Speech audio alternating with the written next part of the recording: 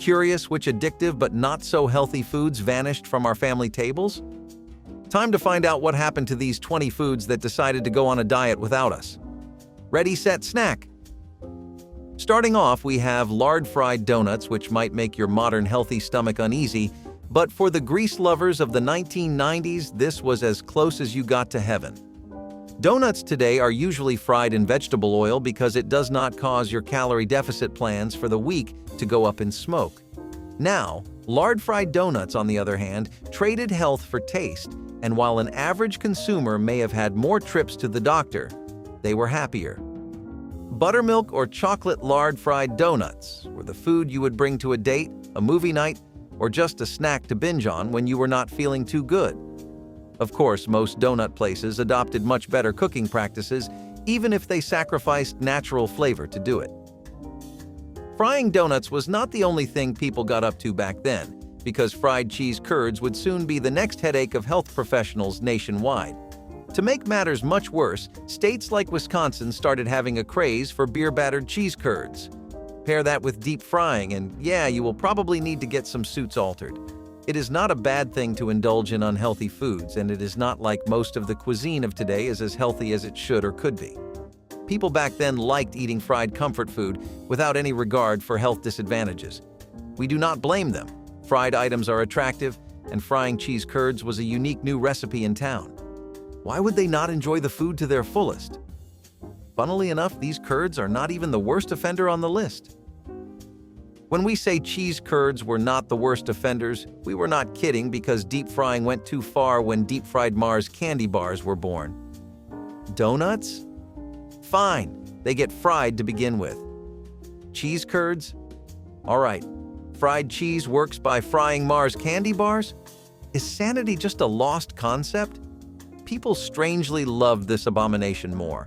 Whether it was brought over by foreigners or was the nightmare brainchild of an experimental foodie, it was popular enough for people to consume it widely in many states.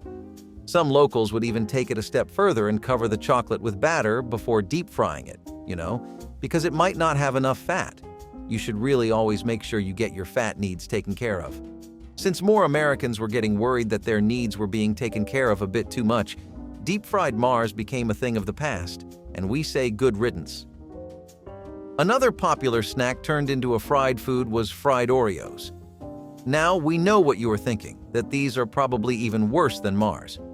While we would not blame you, fried Oreos were popular with so many people that the taste was its only saving grace. Oreos dipped in a creamy batter, then deep-fried, tasted like heaven to young adults. As the recipe got trendier, people across the states thought it might be worth trying. Unfortunately, America did not seem to think so when it would move toward the 80s and early 2000s. More and more people disliked the idea of greasy food, and all the excess sugar really did not make it more appealing. Deep-fried Oreos went back to being a bad idea on a Saturday night, and people started having Oreos with milk, as God intended. Deep-fried butter balls are even worse than cheese curds because it's the same idea applied to balls shaped out of butter.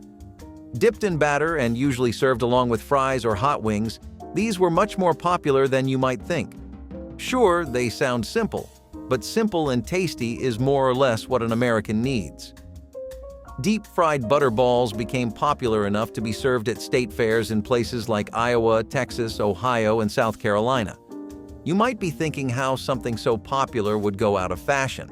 Well, fashion is dominated by ever-changing trends, and so is food. People would grow to dislike greasy foods that were high in fats and oil, like deep-fried butter. At least this is one thing doctors can be happy went out of style today. Crisco-based frosting was a much-needed break from deep frying, both for America in the past and this list. Tasty enough that even grandmas in the past had their own variants and homemade takes, it became a very popular shortening. People loved having this on their cake or dessert, and back then, food analysts had not fully calculated the risks of trans fats. Ever since food science did take that step later on when bans were put on trans fats, the frosting abandoned it. Crisco frosting lacks one thing to make that change appealing, which is any nutritional benefit. Whether you are trans fat-free matters little if you have no health benefit to offer. In the short run, it was Flavor Town, nothing short of a sublime culinary experience. Better to leave shortenings like this in the past than bring them back though, since shortenings today still do not have any nutritional pros. Suit pudding did have a lot of benefits to it when you ate it, at least the traditional version did. Now the Americans take on it as not exactly the healthiest variant of suet pudding. Uncle Sam loves his beef and ale, and he imparted that love to citizens across every state. Suet pudding in America would typically be made with beef or steak paired with ale. Savory versions of the dish were not new, but this just abandoned the pudding element of the dish entirely. Calorically, you were sitting at around 86 grams for carbs and 62 grams for fats, but the real numbers were probably much higher. We will not lie though, it does taste pretty good, almost enough that wanting to bring it back seems like a reasonable idea. People went overboard with the dish, as they tend to do when the only thing on their mind is taste. Savory puddings as a whole went out of style recently. Speaking of protein, canned meat pies were another really popular dish that people could not get enough of back in the day. Standing out from the rest of the crowd at the time by being both delicious and transportable as well as affordable, these pies were a knockout. Stuffed with meat and topped heavily with gravy, they were one of the best Thanksgiving meals after the big turkey.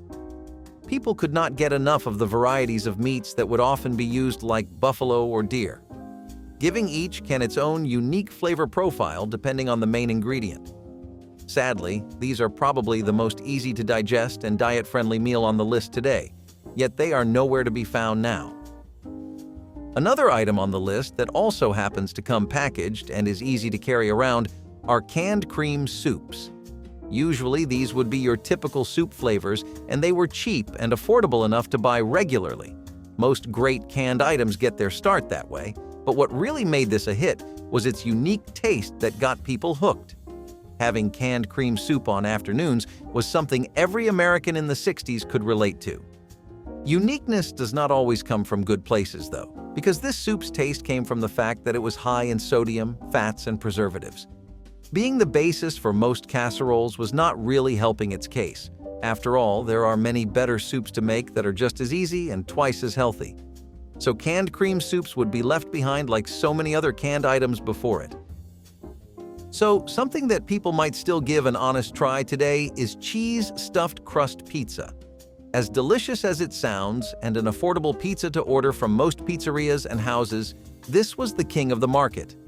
Usually it would come with your typical flavors like pepperoni and chicken mushrooms or sausages, but it would also have cheese-only alternatives. Crusts stuffed only with cheese with a pizza that has nothing but cheese was something Americans did not think twice about. Places like New York and Georgia would have at least like a quarter of their sales just due to this alone. Still, as good as that sounds, if your second thought was that it sounds like it would make me gain a couple pounds, then you are right. Definitely something people started to consider ordering less and less as time went on, and the appeal of a gym membership slowly started settling in. Since we are talking about foods that people would still give a fair try to in today's food scene, banana pudding pie is a great one to bring up. Soft but crispy pie crusts filled to the maximum with banana pudding topped with whipped cream and graham cracker crusts. For the average Joe in the 80s, you really could not ask for more, especially on a budget. Home chefs who specialize in baking would commonly make this with different variations. Most of them, like vanilla or cinnamon syrup, did not really help the fact that it was a bit more to eat than you could afford to, calorically. It was still in the not too healthy to eat but not bad enough to not eat at all zone, so it was a weekend favorite for many households. Plus, all it really took were simple ingredients that you might even already have lying around.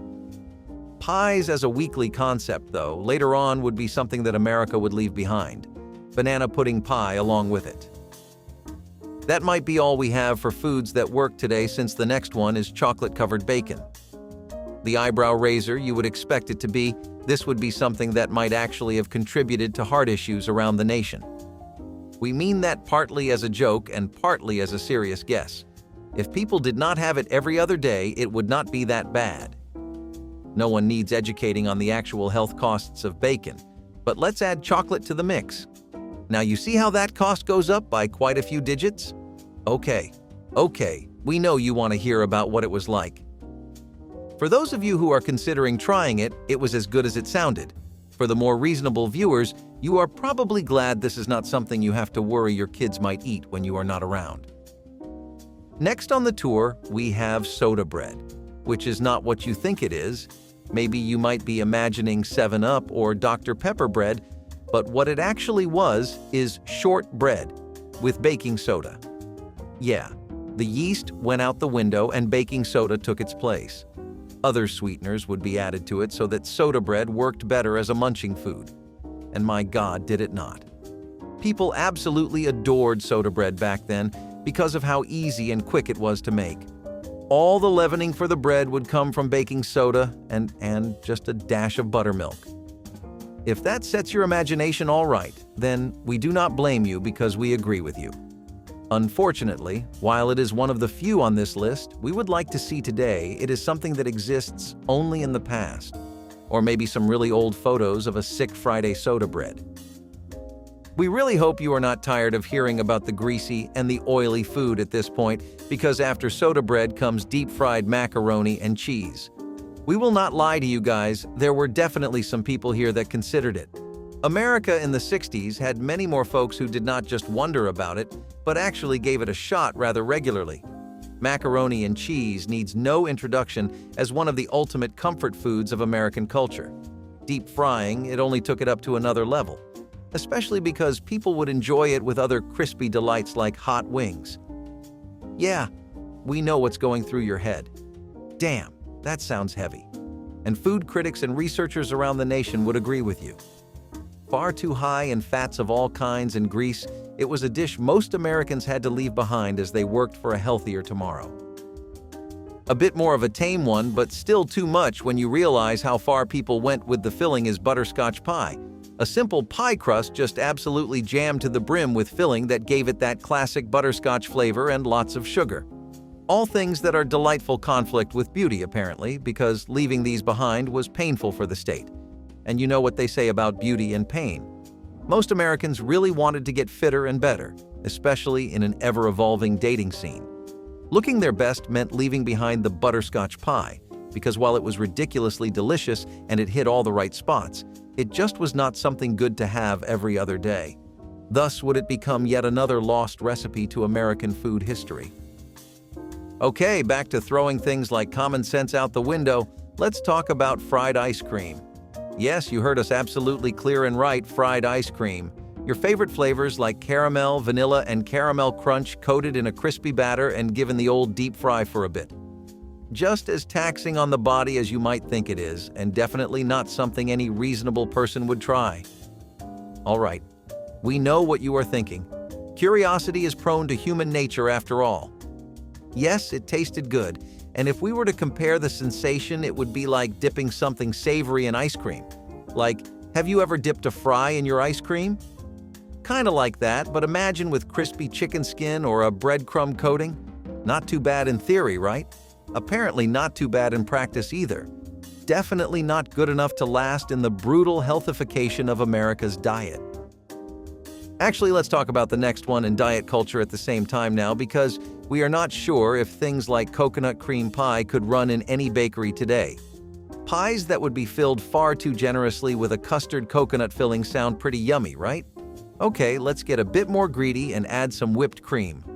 Americans in the early 1990s definitely enjoyed their food with bigger portion sizes. This meant that the pie crusts would be massive. At some point, it was hard to tell if it was a pie crust you were eating along with coconut custard or a coconut cream pie. Either way, it was delicious, but as you can imagine, not something that would work in any modern diet today. But do not let the unhealthy aspect of the pie distract you from how delicious the traditional coconut cream pie recipe tasted. The cream infused with coconut essence and fresh slices of coconut topped with whipped cream on a pie crust sounds just as dreamy today as it did decades ago. So while this pie will not keep you lean and fit if consumed in large quantities, it will make you extremely happy. Well, speaking of a modern eating routine, bacon-wrapped meatloaf definitely does not make the cut by any sane standard. People would actually have around 8 to 10 strips of bacon wrapped around an already sized extra-large, thick meatloaf. While the food became widely recognized and consumed, people barely realized the health implications of eating processed red meat and fried bacon. At some point, you really have to ask, when is it too much? Not that anyone bothered asking themselves that back then, because you could definitely expect this as a Saturday dinner, especially up in the South with all the Texans. Remember that bit about chocolate-covered bacon and heart problems? Well, guess what fried bacon strips baked on a meatloaf covered with other toppings do for those? Spoiler alert, it is not healthy or cheap. Hey, healthcare is not reliable. Definitely not enough to be eating like that in today's economy. Americans back then really did enjoy a more flavorful present, didn't they? Gelatin meat molds are another popular dish that was common back in the days. You might be more familiar with their other name, aspics, which is what people used to call them. Back then, these were usually made with other ingredients like vegetables, or maybe if you felt super fancy, you would throw in some marine life for flavor. Concept-wise, you can think of this as soup that is now in the form of jelly, but the things that would typically complement soup would not work with gelatin meat molds. Chicken and eggs, for example, were a really popular pairing for meat molds, but not something you would ever have with soup. Such a risky dish would not last in the landscape of today's foods health-wise or taste-wise. Gelatin meat molds often had too much sodium and preservatives mixed in for the standards of modern America. Fried Twinkies, the carnival superstar of the early 2000s, took an already beloved snack and sent it to deep fry heaven. It all started when Christopher Sell, a British chef in Brooklyn, decided to dunk Twinkies in batter and fry them until golden crispy. The result? A warm, gooey inside wrapped in a crunchy shell that instantly became a fairground favorite. As this indulgent treat spread across state fairs, it captured the hearts and possibly arteries of many. However, their high sugar and fat content eventually led to a decline as more people turned towards healthier options. But fried Twinkies still pop up occasionally, reminding us that some guilty pleasures never truly fade away. Should these unhealthy but delicious dishes have stayed on the table? What do you think? If you liked the video, give us a like and subscribe.